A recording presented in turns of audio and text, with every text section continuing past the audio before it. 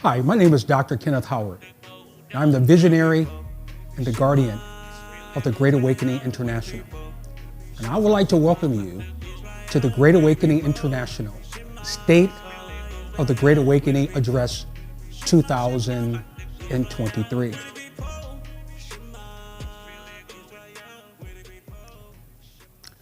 As we begin the new Hebraic year, I would like to begin by looking back over the previous year and looking towards what's coming in the future by giving the state of the address for the Great Awakening International. The state of the Great Awakening International address is significant because I believe that all of those who follow us, those who trust us, and feed from the Great Awakening need to know where we've been, where we are going, and who we are.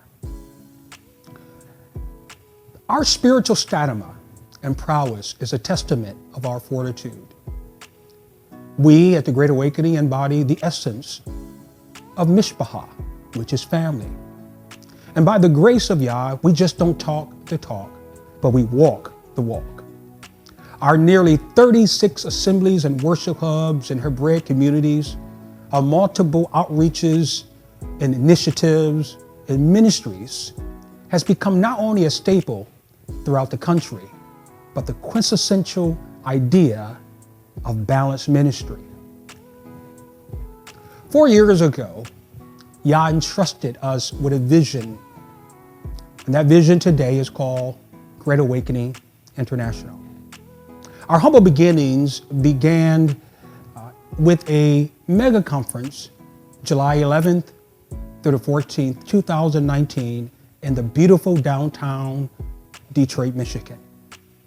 This conference brought together 28 states, 3 countries, 450 attendees, 148 immersions, 7 special events, 20 workshops, 17 renowned Hebrew speakers from around the country.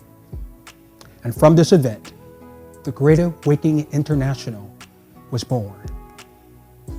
Since then, we have built an environment of excellence. That's right, an environment of excellence. Take a look at your screen. What you will see is excellence in the Great Awakening.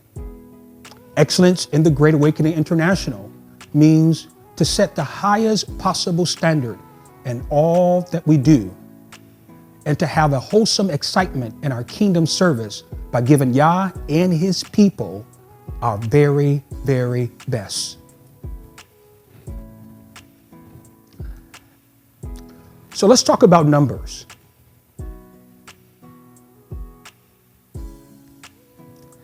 Here's what the trends are telling us. They are telling us that our people are less traditionally Christian than what they were a few decades ago. In fact, 2 years ago, for that matter, the system of Christianity is in a steep decline. The numbers are very clear and they're very compelling. A small percentage of people of color are attending church not like they used to. They're opting out of traditional Christian beliefs. A growing percentage are waking up to the truth of sound biblical doctrine and to heritage and identity. Here at the Great Awakening, we are attracting a population that wades in non-traditional streams. In fact, an increasing number of people are divorcing the syncretism systems of the Christian church. Yet they are still deeply spiritual and need genuine places of fellowship and to continue their spiritual journey. They often feel alone, considering that they may think that they're the only ones in their particular area that's awakened. This is where the Great Awakening International come in at. The Great Awakening International provide those in specific areas to become aware of others in that particular geography that are on the same journey. A place where they can meet with others and fellowship and grow in the faith. Our people are in transition. And Great Awakening is one of those communities that's leading them through this transition. This is the context in which the Great Awakening International carries out its mission. Our leaders, our Zechinium, our elders, our Maureen, our Morats, they are fully cognizant of these sweeping trends and seismic shifts and choose to consciously work towards this end. Let's talk a little bit about as we move on from numbers, let's talk a little bit about our culture. Culture is important.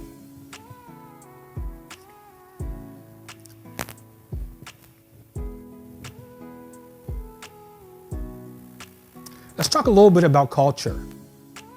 Culture is significant in the Great Awakening.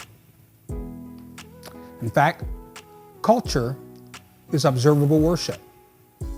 Show me your culture, and I'll show you who or what you worship. Culture is crucial for any environment. The Great Awakening International have built intentionally a culture of prayer. What's not covered in prayer is not safe enough to pursue.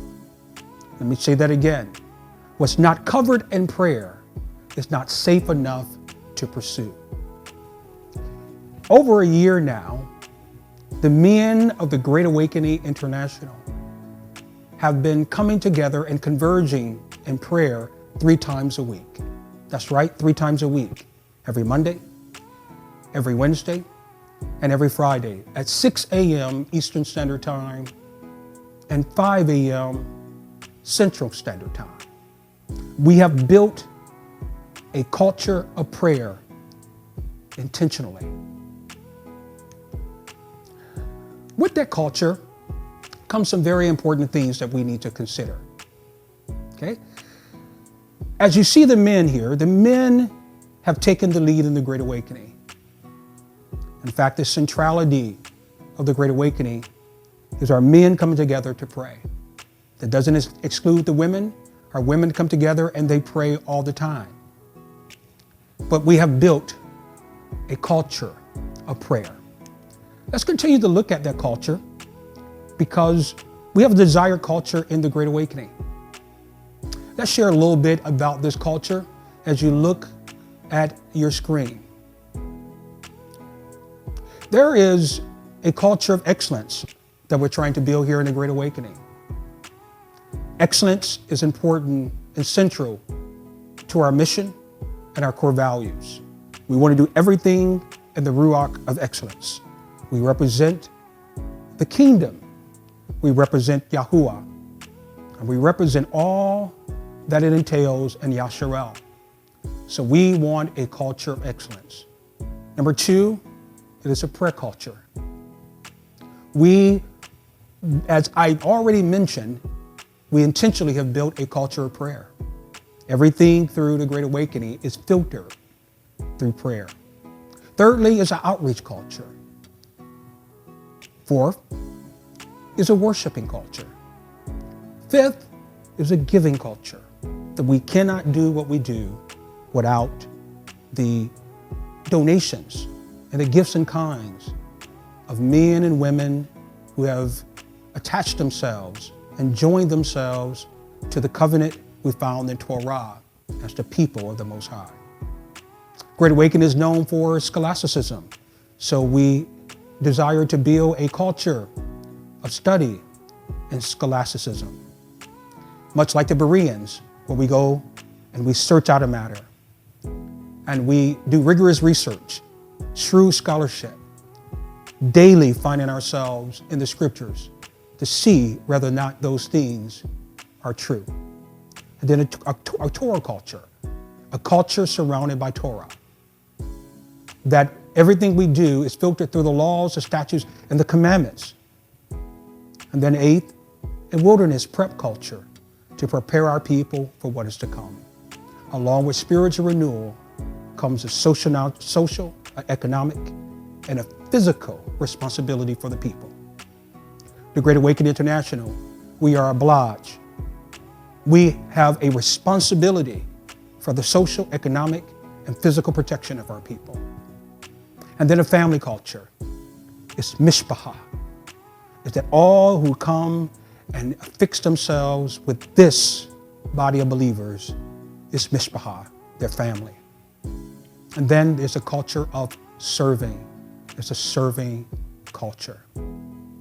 As we continue along with the culture in the Great Awakening, I think it's essential because our desired culture, number one, it is prayerful consecration. Again, prayer is essential. Number two is personal conviction, that people will draw a biblical worldview and that their personal convictions will reflect that biblical worldview anchored in the expression of Torah. Thirdly is a partnership collaboration, that everything we do in a communal capacity. We do it in a collaborative essence. Number four is the Pentateuch culture. It's going back to the culture again in Torah. And everything we do it through the lens and through the expression and through the instructions found in the Torah or in the Pentateuch. Number five is a proven character. It's proven character that when they see men and women and boys and girls throughout the Great Awakening, they know that these men, women, and boys and girls, these Akotis, have proven character. Number six is possible casualties. Whenever you're growing as a community, you're growing as a nation, you're going to have casualties. You're going to have individuals who come in the community who don't quite fit. And the Great Awakening International is prepared now, more so than ever before, to take that risk of having casualties. We understand that because that's the culture of Torah. And the culture of Torah, sometimes you have to get rid of one in order to save the many. So a possible casualties, people who walk this walk with us, but maybe they no longer have the same ideas and the same values and the same common interests of the Great Awakening International. Great Awakening International is prepared more so than ever before to embrace these casualties. Number seven is a polished communication. That there's communication among our people, consistent communication at every level, in every group, every team, in every tribe, in every household, from the top or leadership to those individual families. Polished communication is central to the values and the desired culture of the Great Awakening International. Purposeful collaboration. This is being purposeful, intentional about collaborating and working together as a team, working together as a cod and as one. Patient, confident in the Most High, confident that He who begun a work in us, He's going to see that work through. And then a planned chaos culture. Out of chaos comes order. We are prepared to deal with chaos. Whenever you draw people, particularly you draw the number of people that we draw in the Great Awakening, the human element, it is going to occur invariably. But out of chaos, as we read throughout the passages of Torah, as we read throughout the Tanakh and the Hebrew Scriptures, even if we just study the sociology and the psychology of people, whenever you gather people together, there's going to be chaos. Not only from people, but spiritual activity, spiritual warfare, powers, rulers of darkness, spiritual wickedness in high places. But out of chaos, if you're faithful to Torah, if you're faithful to the Son of Yahuwah, Yahusha HaMashiach, we know that order always comes out of chaos. Hallelujah.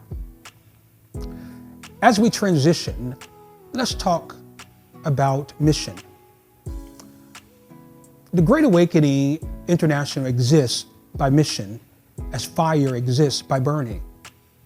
When Great Awakening International loses this sense of mission, it also loses its reason for being. Since 2019, we have not lost our sense of mission. But through proven character, through casualties, through trial and error, through many tests, we have not lost our sense of mission. We have only sharpened it. Therefore, the Great Awakening International continues to provide individuals with spiritual reinforcement, practical knowledge, and tools that they can use to augment the awakening movement. And they can do this unapologetically. Therefore, the Great Awakening, we endeavor to do a couple things.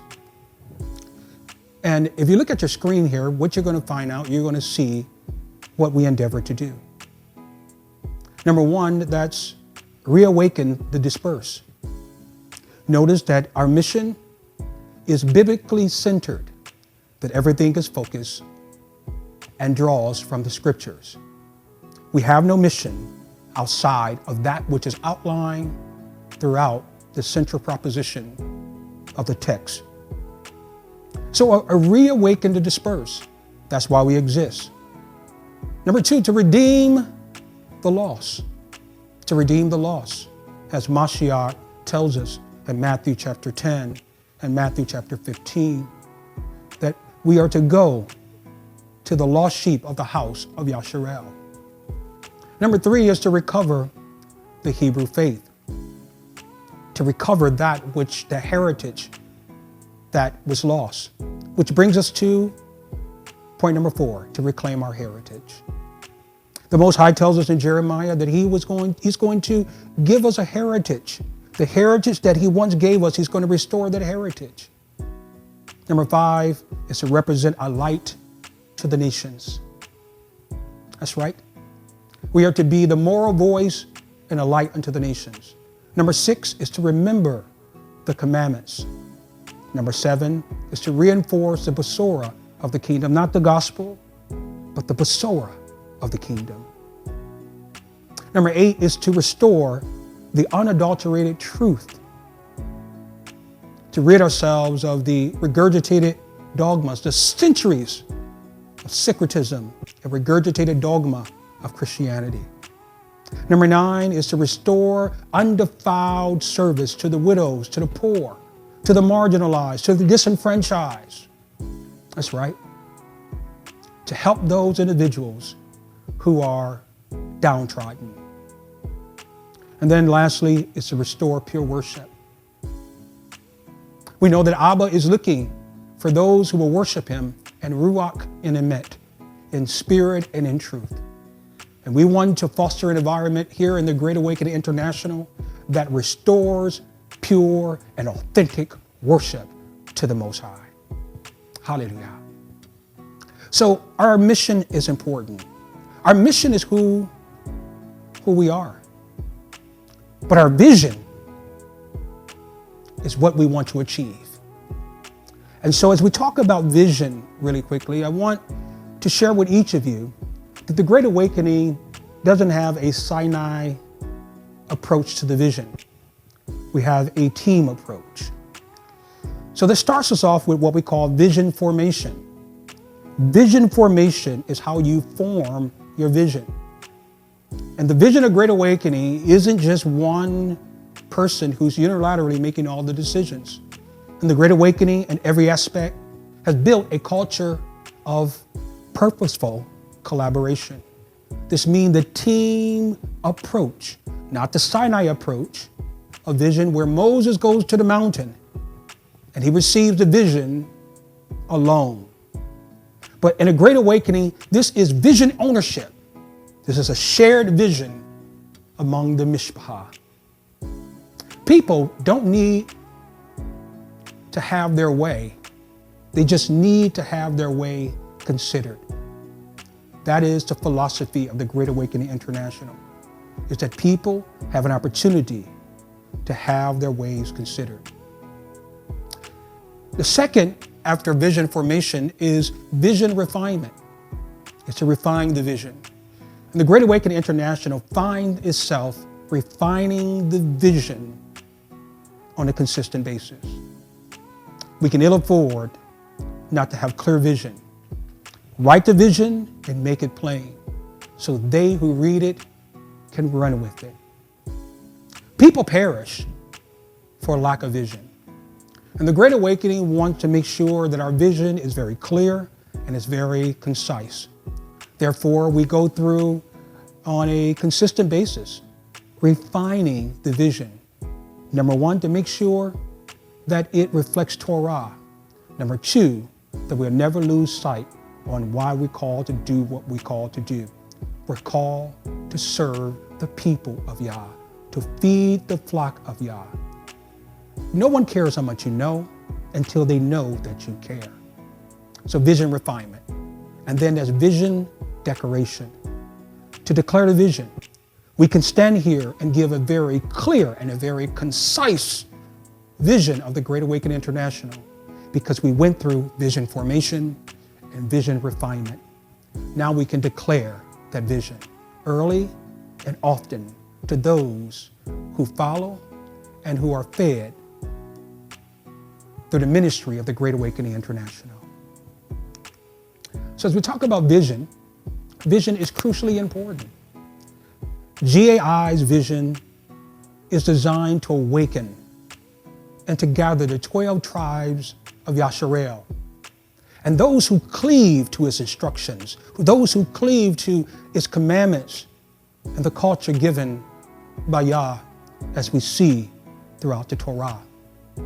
We facilitate a dynamic and ongoing relationships by a desire to embrace the values, the traditions, and the teachings of Torah, as well as the value of our faith and belief in the Mashiach, the Messiah, through the lens of the Hebrew Awakening movement. Through weekly worship, appointed feast gatherings, celebrations, lifelong learning, communal living, and service to others, we seek to inspire set-apart living, nurture spiritual growth, promote social justice to the vulnerable, deepen our experiences, and enrich the lives of the mishpachah of the Great Awakening International. Our vision is to make every effort to be bound together by covenant and strive to be a community that reflects the moral, the values, and the ethics and the instructions found in the Torah. And so our vision is very clear. Our vision is a 7-point vision. The 7-point vision, number one, is about leadership. Number two is micro communities. Number three is macro communities. Number four, the emphasis is on ministries and forms. Number five is academies. Number six is missions. Number seven is feast days and events. Now, let me show you on the screen so that you can see very clearly what this vision is all about. This vision is very clear. The vision is a 7-point vision, as I mentioned before. It's leadership. It's clear leadership of our councils, our ministry leadership teams, our committees. That is the centrality of the Great Awakening International. It's the linchpin of all that we do. It comes to men and women who's dedicated to the Most High, to following the instructions of Torah. And number two, it is our micro communities. Our micro communities of our local assemblies, our worship hubs, and our Olive Tav collegiate ministries. Number 3 is our macro communities, which is regional centers, sanctuaries, and Hebraic off-grid communities. The Great Awakening is very intentional about building not only these micro communities, but these macro communities. Number 4 is national ministries and forms, such as our marriage ministry or our Ruach Hashem ministry, where people are getting rid of their government name and embracing more theophoric names that is a reflection of the culture and the God of whom we serve, Yahuwah. It's our academies, being intentional about providing formal theological education. It's about missions, our world missions domestically, as well as our world missions. And then lastly, it's our feasts, days, and events. Our Passover, the Feast of Unleavened Bread, First Fruits, Shavuot, Yom Teruah, Yom Kippur, world tours, and etc. It's who we are and what we want to achieve. Now, let me break that vision down for you. We talked about leadership, right? That's identifying and training and releasing strong, multi-generational leadership teams with a common set goal of Torah. That's right, set on Torah. Torah is the centered value system. It's unwavering commitment and passion to help fulfill the shared vision of the Great Awakening International. This leadership represents a kaleidoscope of councils and teams and ministry leaders and committees who's caring, who's competent, who's capable of bringing order, oversight, and opportunity to the people and the vision of the Great Awakening International.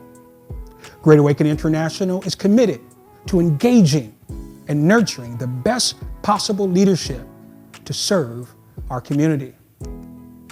Number 2, we mentioned micro communities, launching and connecting micro communities such as local assemblies and worship hubs and olive top collegiate ministries that augment spiritual growth, academic and spiritual learning community settings, genuine fellowship and worship opportunities, while establishing local gatherings in cities and rural areas that provides viable, set-apart alternatives to the systems of modern compromising religious constructs.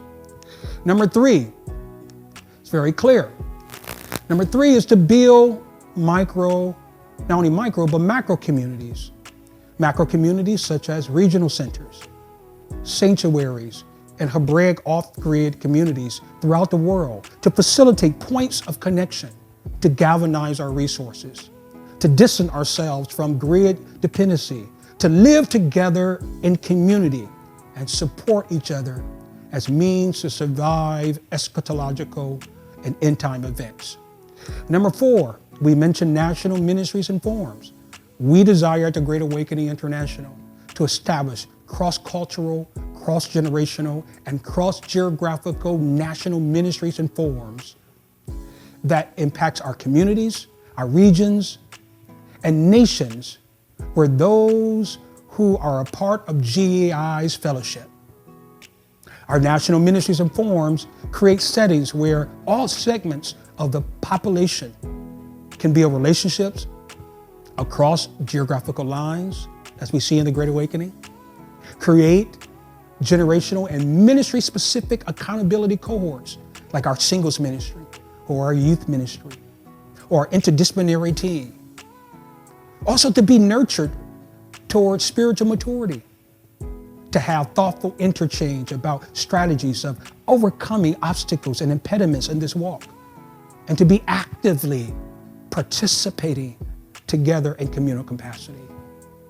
These ministries and forums, they consist of our Bereaved Marriage Ministry, our Obey Yah National Youth Ministry, our National Singles Ministry, our International Music Ministry, Weeping Daughters of Rachel Prayer Ministry, our interdisciplinary team, Maury Wives Ministry, National Men's Ministry, National Outdoor Basor Ministry, our Aruka Hasham ministry, Crown Descendants National Children's Ministry, the Moreh Roundtable, Voices of Zakain, Hebrews, Moreh Roundtable, My Awakening Experience with Moreh Tawana, 119 in Torah, Ayo Obeya Roundtable, and Water Thorns, and more to come. Momentarily, you'll hear from all of these ministries and teams as they too add to the state of address of the Great Awakening International. Number 5, that is to establish academies, such as the Hebrew Academy International and the we call ASSETS, which is the Ancient Set Apart Torah Scholars, K through 12 school, that provide innovative, formal Hebraic education in subject areas such as Hebrew language, Hebrew heritage, Hebrew culture, Hebrew cosmology, Hebrew apologetics, and Hebrew general studies, and a hybrid, which means online as well as a traditional face-to-face format, all for the purpose to educate those who are in search of the ancient path. Number 6, we mentioned our world missions. And so developing world missions is a strategy of the Great Awakening. The goal is to launch the evangelical and humanitarian relief systems throughout the world, and releasing teams who would travel to domestic and international geographies to provide humanitarian assistance, food, medical care, health education, biblical heritage, and interdisciplinary care to those who are hungry for the Besorah, and those who are dispersed throughout the 4 corners of the earth. And then, of course, number 7. Number 7, we talked about our holy days, our Moedims, our feast days. We talked about our events, which is crucially important. Right? So Passover, our events, which consider our unleavened first fruits, Shavuot, Yom Teruah, Yom Kippur, and Sukkot. The foundational texts of these sacred times are scattered throughout the Pentateuch, or the Torah, or what we call, in many cases, the Tanakh. But they are systemized in Leviticus chapter 23 and Shemot chapter 23, or Exodus chapter 23. Numbers 28 and number 29, in turn, standardize these holy convocations as to what we should do, rituals to be observed, and the offerings to be presented on these feast days. So here's our vision again. We want to put it on the screen again so that you can see it again. Again, our vision is very clear and very concise as to how we achieve our mission. Our mission is who we are, but our vision is what we want to achieve. And how we achieve it through leadership, through micro and macro communities, national ministries and forums, academies, world missions, and feast days and events. Next, I want to talk a little bit about our goals and our objectives. Our goals and objectives are very, very important to us. You will see on your screen, you will see this concentric circle that talks a little bit about and shares with you about our goals and our objectives. Mission is very clear. Mission is who we are. Vision is what we want to obtain. But our goals is how do we obtain it? So we obtain it through, number 1, we obtain it through raising awareness about how the ancient Hebrews and how African Americans and other Bantu Negroes around the world are fulfilling biblical prophecy by rediscovering their ancient identity.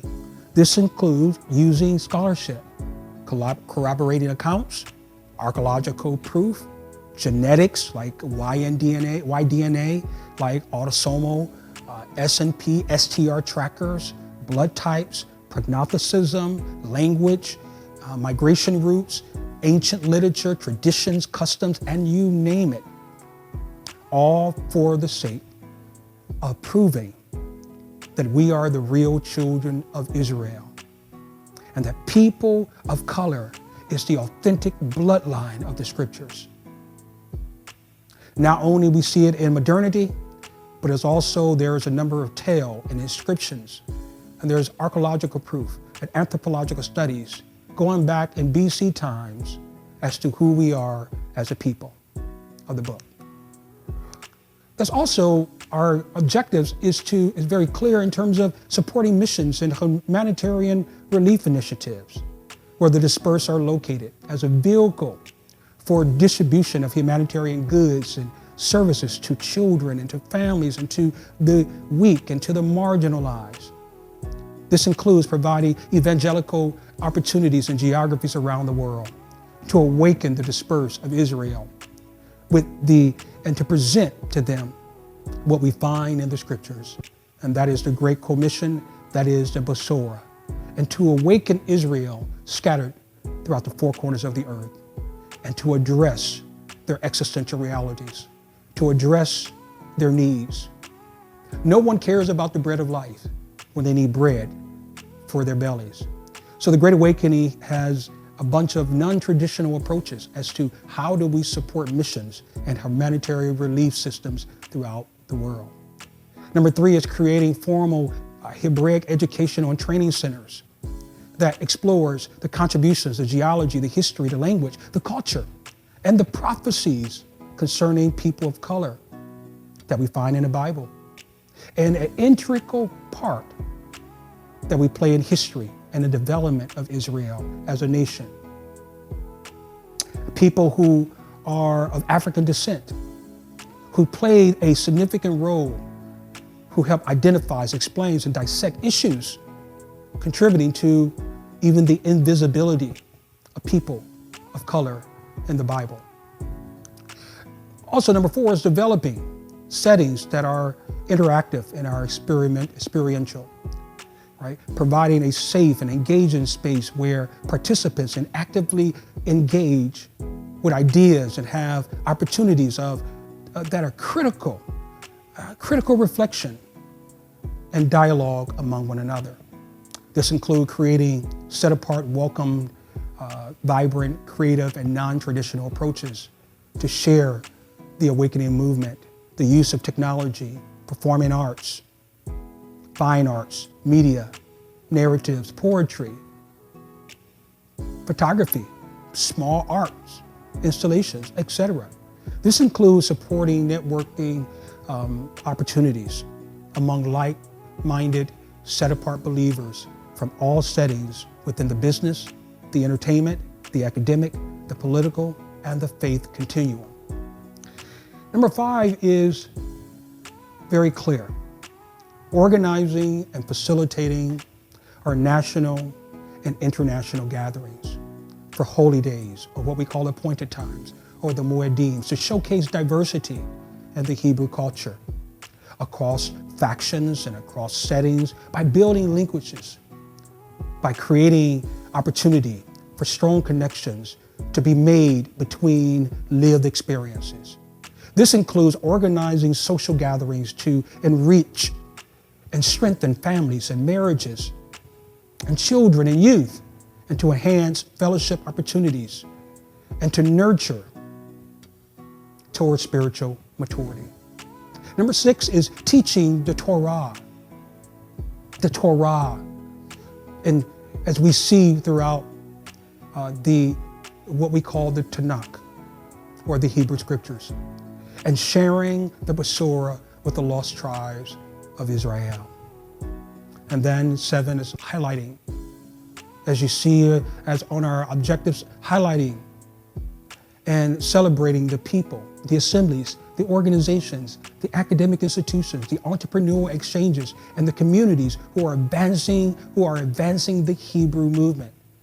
This includes increasing awareness of and knowledge about and appreciation for the issues unique to the African American, so-called African American, who have discovered their Hebrew roots. Number 8 is creating this strategic micro and macro community models to facilitate points of connection, galvanizing our resources, and to distance ourselves from grid living.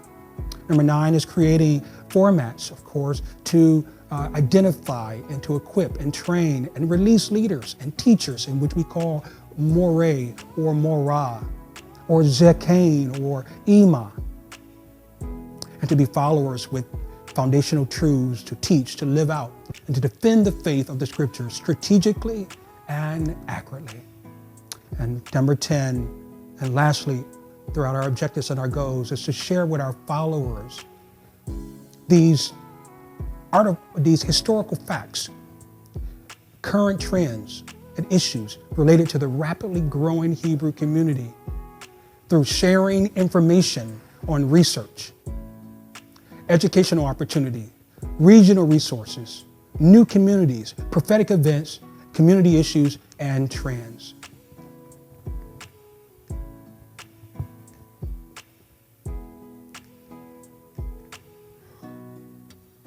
Let's talk a little bit about structure.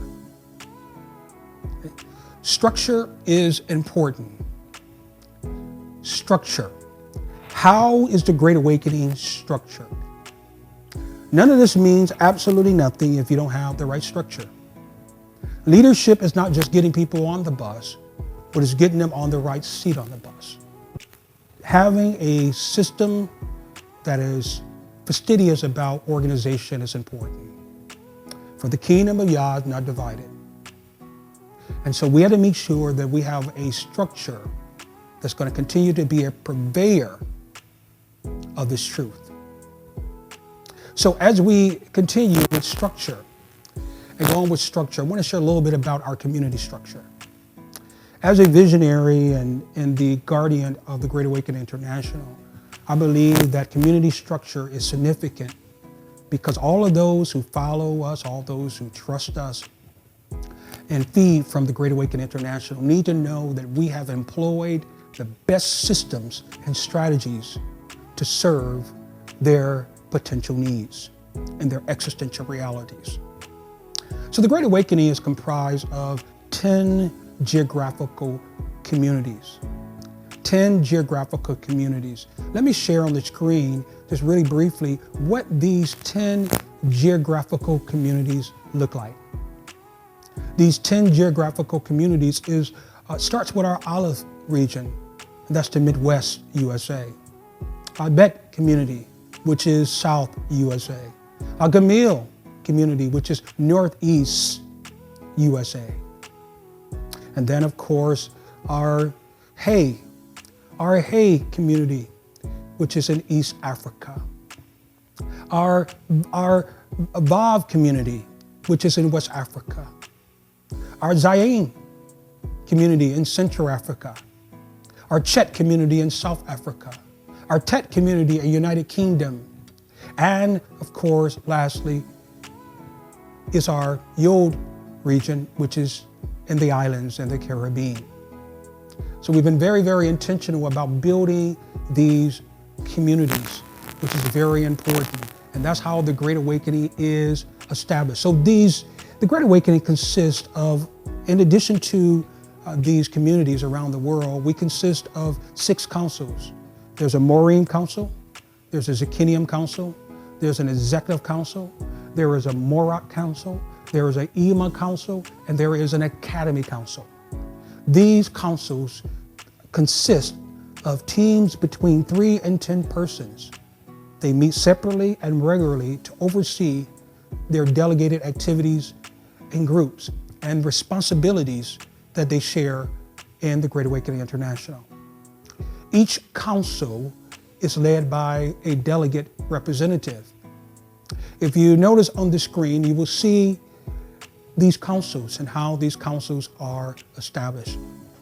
These councils, obviously, is the Zechinium councils, as I mentioned before, is responsible for the spiritual development of the entire body, deal with civil matters, ministries such as men's ministry, men's morning's prayer, singles ministry, marriage ministry, youth ministry, our Basor team, our street ministry, music ministry, children ministry, and Aruka Hashem.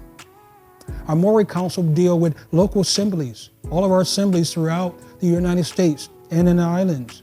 Our worship hubs are seen in the United States, in Africa, the UK, and in the islands. Our Olive Top Collegiate Ministries, Our leadership training, anything to do with leadership training in the Great Awakening, flows through the Moray Council.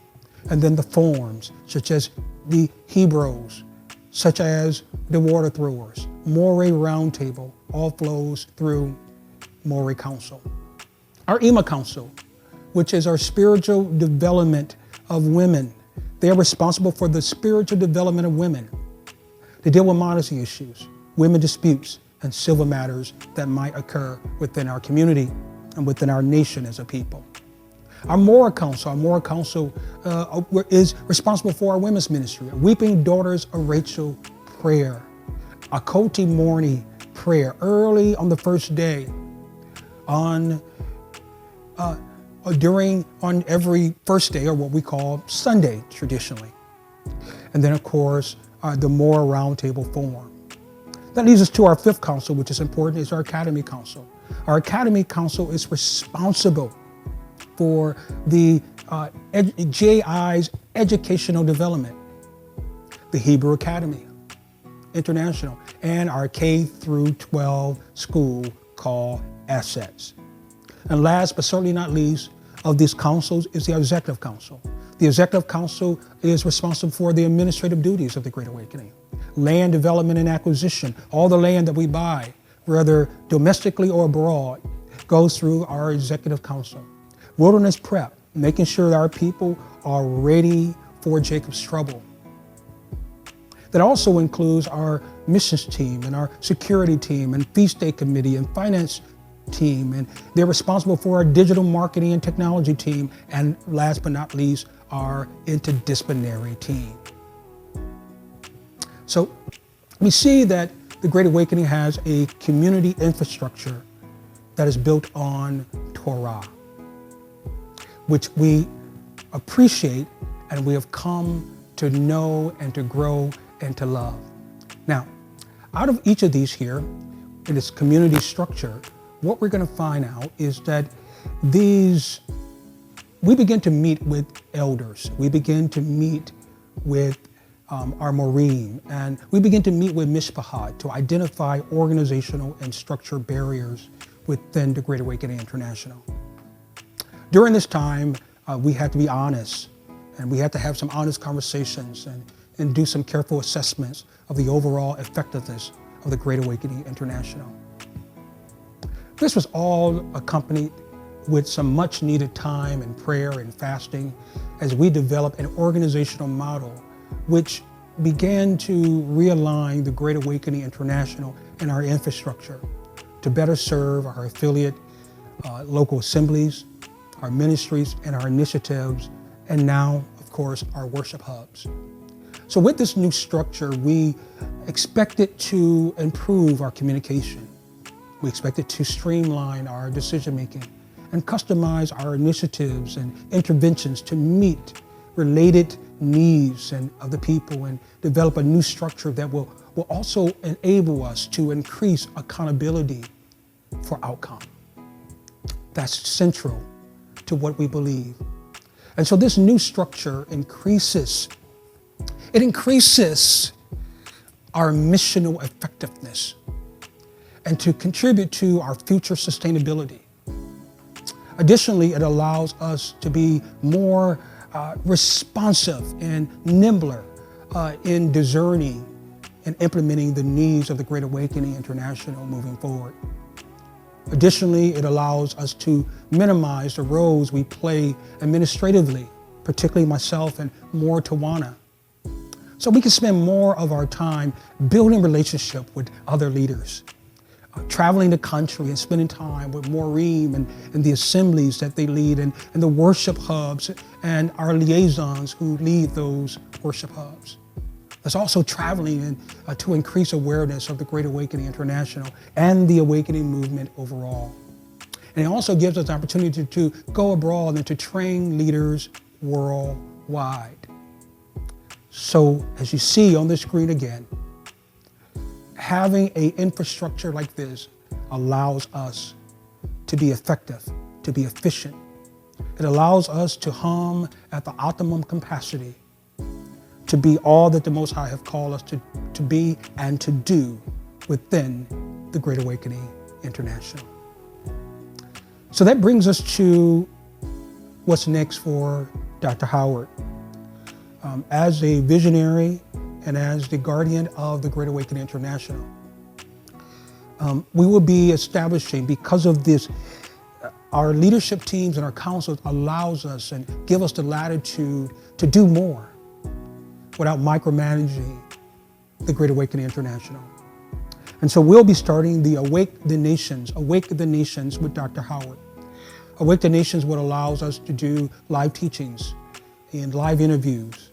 I mentioned before, traveling the country, spending time with these assemblies and these worship hubs.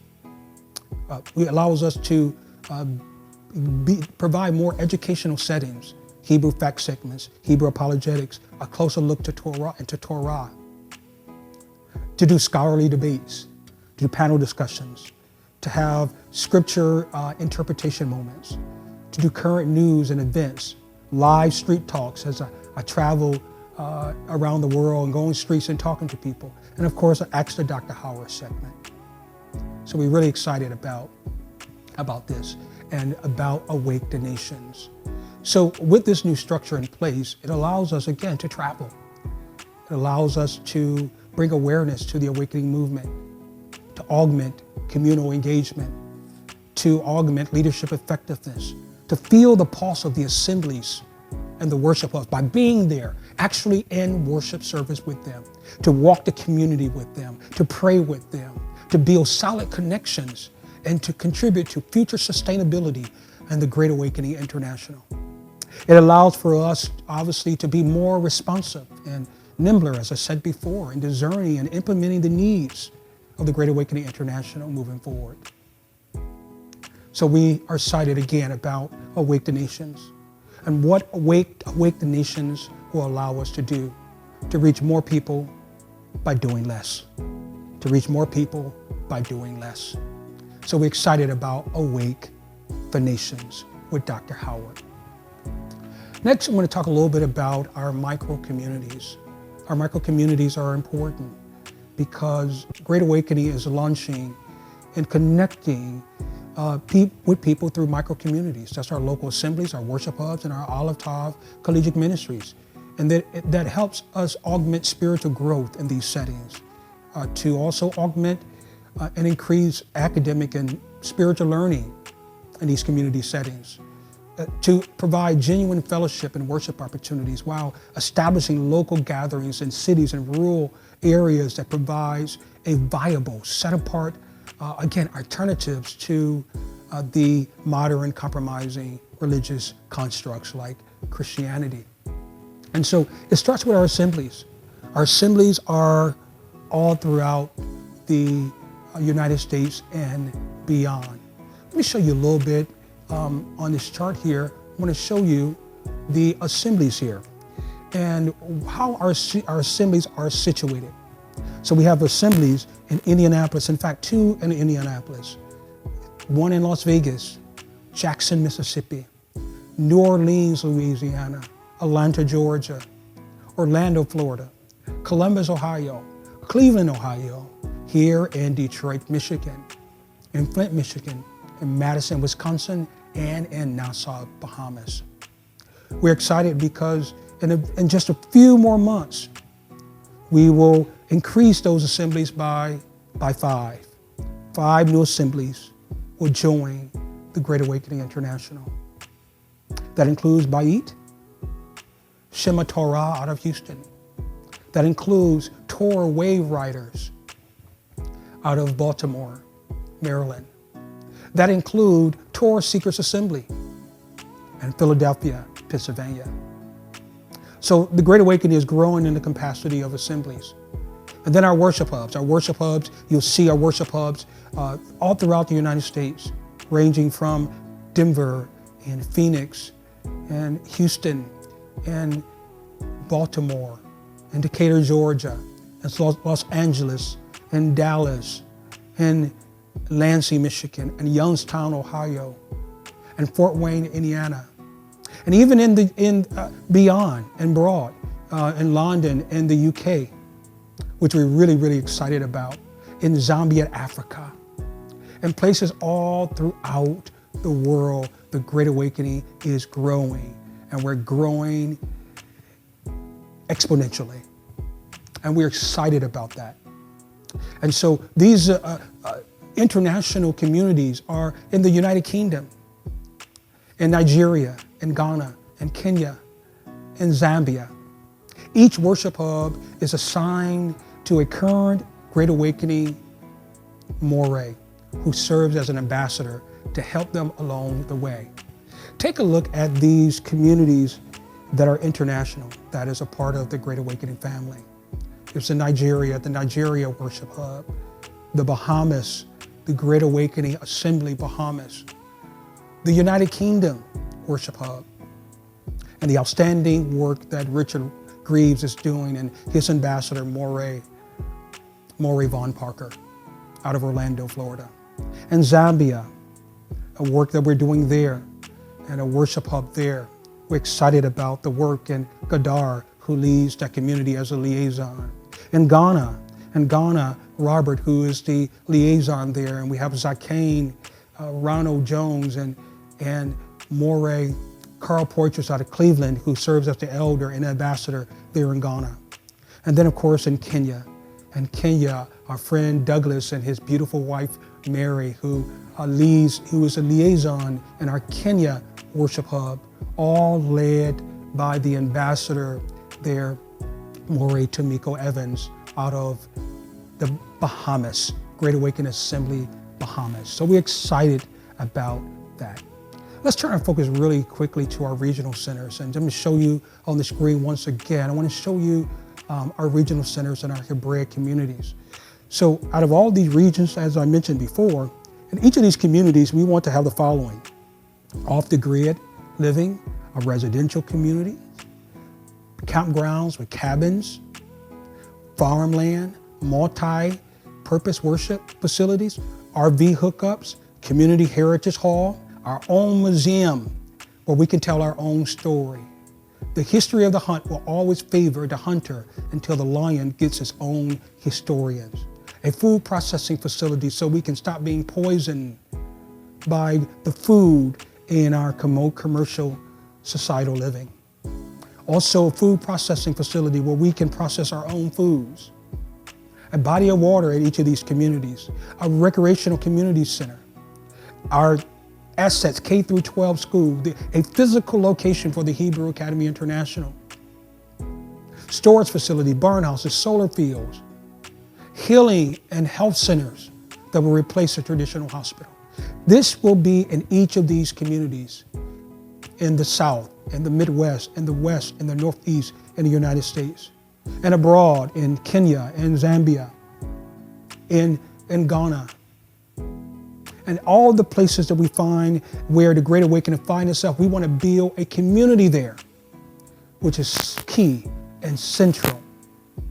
So that includes these regional centers and sanctuaries and Hebraic off-the-grid communities throughout the world to facilitate points of connection, to galvanize our resources together, to work together in akkad.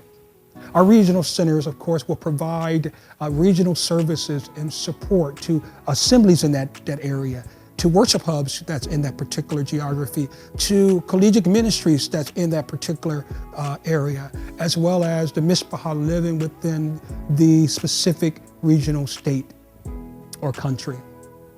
These regional centers will provide administrative services, spiritual care, feast day events, activities, and resources to the Great Awakening International Mishpachah in the regional area in which the Great Awakening comprise. And that's these 10 geographical areas. These 10 geographical areas as we showed you before. Then it includes also our Hebraic communities. Our Hebraic communities will be off-the-grid living residential communities. As I mentioned before, with all of the schools and the food processing and the storage facilities and our own residential communities, etc. But also, these communities will not just be regional centers, but they'll be sanctuaries dedicated to exclusively to Torah observant believers who are seeking refuge from the end time and eschatological catastrophic events serving survivors, providing welcome and safety in wilderness-like atmospheres, sanctuaries that provide temporary accommodation for the mishpachah and their families, to truth seekers and people who are vulnerable, who are at risk of not the given into, of course, buying and selling due to refusal to take the mark of the beast. So we are committed. I'm going to show you one more time this screen so that you can see in these regions, we want to build communities in each of these communities. Great Awakening is no longer interested in building just a fellowship. We want to build a nation. And in order to have a nation, you must have a school, you must have a hospital, you must have a grocery store, you must have a bank. And without those necessities, you cannot be a nation. We are committed to nation building. As we wind down here, let's talk a little bit about our doctrinal issues in the Great Awakening. Our doctrinal issues are important because Great Awakening draws so many people. They come in from every walk of life, from every religious persuasion there is. And so we have to talk about, and we must address doctrinal issues. We have a kaleidoscope of people who come from Baptist backgrounds and PAW backgrounds and Church of God in Christ and Church of God and Nazarene Church and you name it, Catholicism. And they awakened and they came to be a part of the Great Awakening Mishpachah. So we recognize now more than ever before that there's a need for doctrinal unity in a Great Awakening. As we look over the awakening community at large, for the most part, it's been rife with factions of infighting and bickering and turf wars between various followers in the awakening communities. Contrary to our desire for unity in the awakening movement, the present day division in what I call the tribal mentality of we're right and everybody else is wrong is pretty pervasive. Most of these disagreements nowadays seem, at least on the surface, to be somewhat civil, but there remain some deep-set conflicts, resulting in constant tension between many camps, assemblies, and awakened groups, and had become glaringly obvious in the Great Awakening International.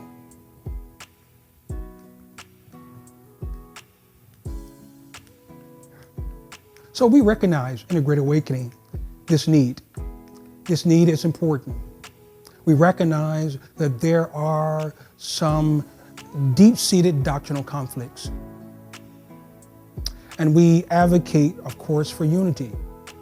But as nice and as appealing as unity may be, compromising on what we really believe is still not the solution.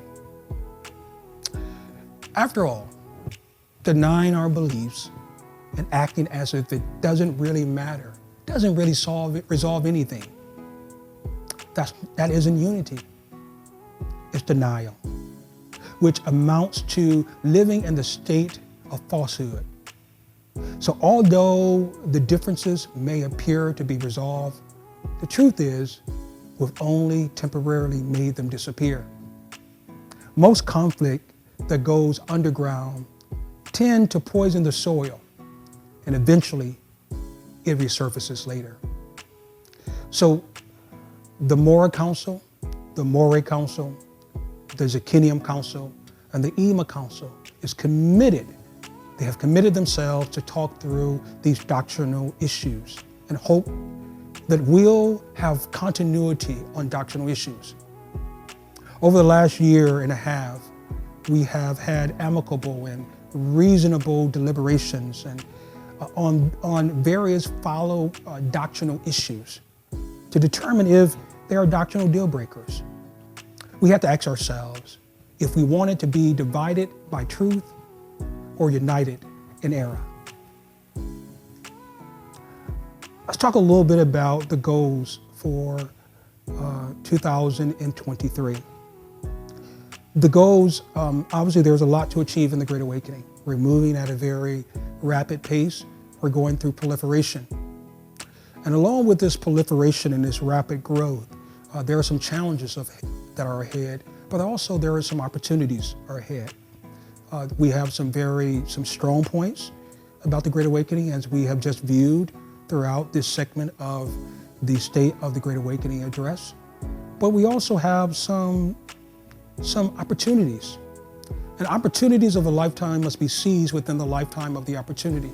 We have some very unique opportunities. As much as we have some areas that we need to work on, and as much as we have threats, equally we have opportunities. So let's talk a little bit about what our goals are for the upcoming year. Our goals for the upcoming year, obviously, is to acquire 2 pieces of land or campgrounds by the end of the year. Our executive team, our executive council led by Moray Vaughn Parker, is doing an outstanding job to work towards that end, to make sure that we secure 2 pieces of land or campgrounds by the end of the year. Number 2, that's to begin to develop and build on our land. We want to not just purchase the land, but we want to begin to develop and build on those pieces of land. Number 3, we want to acquire additional land and build communities, not only domestically, but abroad. We want to make sure that our people are safe during eschatological times. And without your own land, it's almost next to impossible. We must own our own. Next is 12 additional worship hubs on domestic and foreign lands. We are growing rapidly through what we call our worship hubs. Worship hubs and assemblies are really the heartbeat. It is the internal organs of the Great Awakening. They are the linchpin of how we streamline all of our communications. It's through our worship hubs and our assemblies. And we are looking to add 12 additional worship hubs in domestic and foreign land. That means we need to increase our presence in Africa, increase our presence in the islands, in places like Madagascar and other places where our people are, in Asia and in South America, where there's a lot of Negro Latinos who live there, who are hungry for the truth, who's coming back to their heritage, who is fulfilling biblical prophecy and a reawakening to their heritage, to Shuvah, going back to Torah and walking out the commandments and believing in the Messiah. There's also part of our goals is to increase platforms, to continue to awaken the masses. We are committed more than we ever have been committed to increasing our platforms. So in 2023, you're going to see more of social media shows like Moray Roundtable, like the Water Throwers. You're going to see more of that. We want to increase our platforms to continue to awaken the masses out of its spiritual stupor. And then, of course, we want to establish 6 new Torah observant assemblies. And I think we are 90% there. I think in a very short few months, we're going to have 5 new assemblies in the Great Awakening that's been tested, that's been vetted, that's been proven. Also, we want to increase our Hebrew Academy International enrollment, at least by 80%. Currently, at the time of this taping, we have about 183 students. Obviously, we want to increase that. We want to see more close to 360, 380 by end of year. We also want to start our K-12 Hebraic grade school by fall of 2023. We're excited about the ancient set-apart Torah scholars and all the opportunities that it provides for us. So that's important. Upcoming events. So I think it's important for us to share some upcoming events, which is key. These upcoming events we're really excited in 2023. We know that many of you have trusted and you have entrusted Great Awakening with your spiritual lives and your spiritual journey. And so we are committed to have an ongoing and a continuum of activities and events to help serve you. And so, as you know, Passover 2023 will be April 4th through the 9th. April 4th through the 9th, 2023. I want to invite you, your family, and all of those to Passover 2023. Next is our Morim and Morat retreat. People from all across the world come to Great Awakening to be trained and to be developed as a Morim or as a Moreh, which is singular for Hebrew teacher, or Morim, plural for teachers, or Morah, which is single for a teacher, a woman teacher, but Morat is plural for woman teachers. So this is the Great Awakening, 4th year of developing a Morim Morat retreat. This retreat is an intensive training, not just for those who are training, but their family, their children. We want to know those who labor amongst us. So for an entire week, May 29th through June 2nd of 2023, in the beautiful city of Detroit, Michigan, where the Great Awakening began, we'll be coming full circle back to Detroit, Michigan for this intensive training and family retreat for our training Morim and Morat. So we're excited about that. This will segue into what we believe is paramount. That is to, as leaders have been proven, as they have been vetted, as they have been evaluated, as they have been a number of interrogatories used to make sure that they are legit, right? Because we are to prove everyone, if you're going to come and be a Hebrew teacher, you must be proven.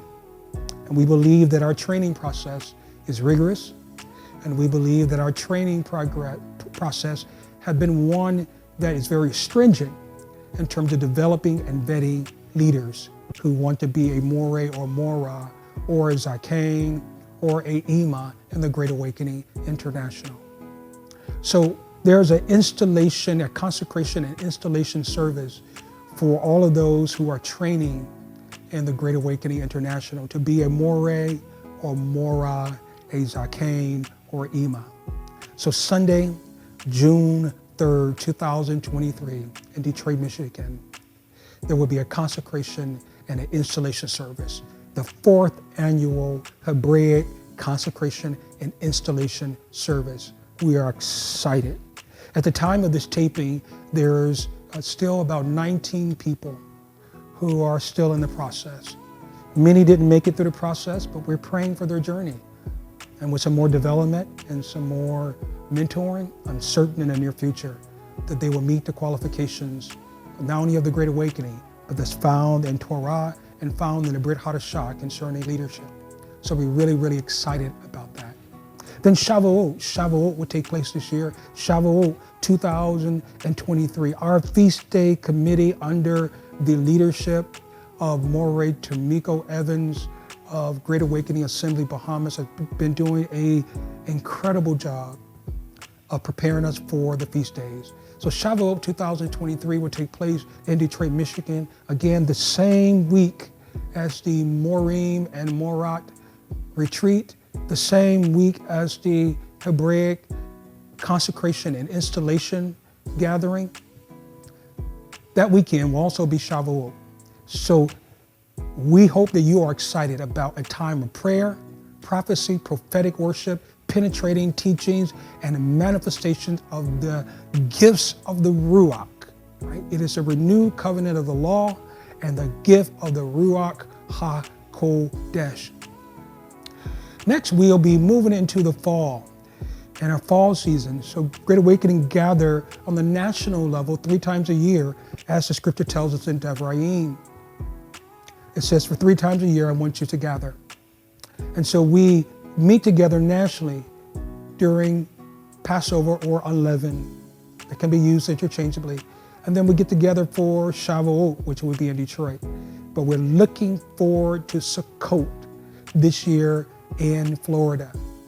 We're excited about this event because unlike any other We believe it is the most important. They all are important, but it carries more weight because it signifies that now the Most High is going to tabernacle with us. That's right. Sukkot is also called the Feast of Indwelling, where the Most High dwell with us. It is symbolic as to what will happen on that great day, on the 8th day. So the Feast of Tabernacles, this year we're looking someplace in Florida. While all the details are not clear at the time of this taping, we're certain that you will have an opportunity of a lifetime. You and your family will have an unforgettable event, as it was last year. During Sukkot this year, it will be outdoor communal living, nightly worship, fun and fellowship. There'll be group games and sukkah buildings, which is tents.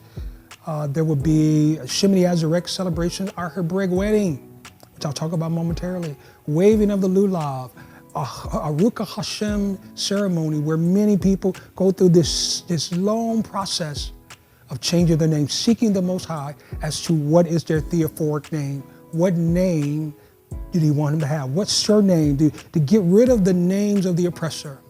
Because if my people who are called by my name. And then there'll be a rites of passage ceremony for our young men. We did it for a couple of years. That when it's a coming of age ceremony, that when young men turn 13 in our community, there's a coming of age. And as they come into the age, we celebrate them and we give them a new name, a Torah, and a bunch of parting gifts. And we have obviously a time in which our friends have called it a bar mitzvah, but we call it, of course, a coming of age ceremony through the Torah. And this will all take place under the stars. So we're really excited about that. As I mentioned, I said I was going to mention about our massive Hebraic wedding and ball. If you experience this event last year in 2022, you know that this event is an event that is like no other. This event is an opportunity for us to reenact what's going to happen in the future. Because the feast days is not what was, not just what is, but is what is to come. As Colossians chapter 2 tells us that they are a shadow of things to come. Shemini Azarek means the great day or the 8th day. And this is the great wedding. This is when those who are invited to the wedding of the bride and the bridegroom. And so this 8th day is when New Jerusalem comes down and there will be a new heaven and a new earth. So we celebrate that with all the couples who want to either exchange their vows or renew their vows. In the Hebraic way, in the Hebraic culture, we provide an opportunity for this to happen. This will happen Saturday, October 7th. So following the Moedim of Sukkot, the last day, the 8th day, we get a chance to celebrate. So this is a decorative event. It is a formal event. It is a formal wedding, which is very elegant, where men and women come together and exchange or renew their vows from a cultural Hebraic perspective. So we're excited about this here. Please go to our website at greathebrewawakening.org to find out more information about this unforgettable event. Also in December, we are excited. The Great Awakening is about missiology. Our mission team have done a great job in making sure that we provide missions not only domestically, but also in foreign places. This year, as we did in 2019, we will be returning back to the Bahamas, where we have an assembly there under the leadership of Maureen Tomiko Evans in Nassau, Bahamas. We'll be taking a Hebrew voyage to get away, where 400 of us gather together and enjoy the boat ride. But also we're there not for personal enjoyment, we're there for humanitarian relief, for missiology. Mashiach said, what you do to the least of these, you do unto me. So we are there to provide humanitarian effort and aid to minister what we call the great news. The great news is not just Torah, and that's part of it, is pointing people back to Torah, which means to repent, right? Repent, for the kingdom of Yah is at hand. That means to return back to Torah, to Teshuvah. But also we'll be sharing with people the Besorah, in which our evangelical friends call it the gospel. But it's the Besorah. And it means that a king is coming to restore and to redeem the nation of Israel. That is the true gospel. That is the Besorah. And then lastly, what the great news is about heritage. It's about awakening those who are on the islands of the sea as to who they are. When they know who they are, they have a different outlook and perspective on the scriptures. Because now they read it with intentionality. They read it from the authorial intent. They know who they are, and they are more prone to go back to the law, statutes, and commandments and believe in the Son, Yahushua HaMashiach.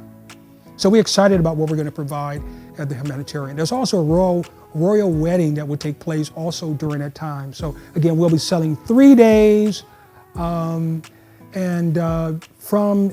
Florida to the Bahamas, and that will be Friday, December 1st through Monday, December 4th. We want you all to join us in the Bahamas. So as I end, I don't want to give you the impression that the Great Awakening is about numbers. We're all about people. No one cares how much you know until they know that you care. That we're all about the Mishpachah. The Mishpachah that consists of the 12 tribes and those who walk with us in the faith. Through GAI, through the Great Awakening International, people are being taught the scriptures. They're being delivered from addictions. They're being filled with the Ruach, and their lives are being changed. The Great Awakening is committed more than ever before to awaken the dispersed and to take the Besorah message around the world. People throughout this country and from all around the world are being impacted by the Great Awakening International. Social media and other social outlets has afforded us and have allowed us the privilege to reach the masses through creative and innovative teachings, through didactic methodologies that are Ruach filled, that are Torah observant, that are generational specific, and that is culturally relevant. We are stronger, and we are getting stronger. The Great Awakening International, powered by the Ruach HaKodesh, remain unapologetically purveyors of the truth. Shalom, shalom.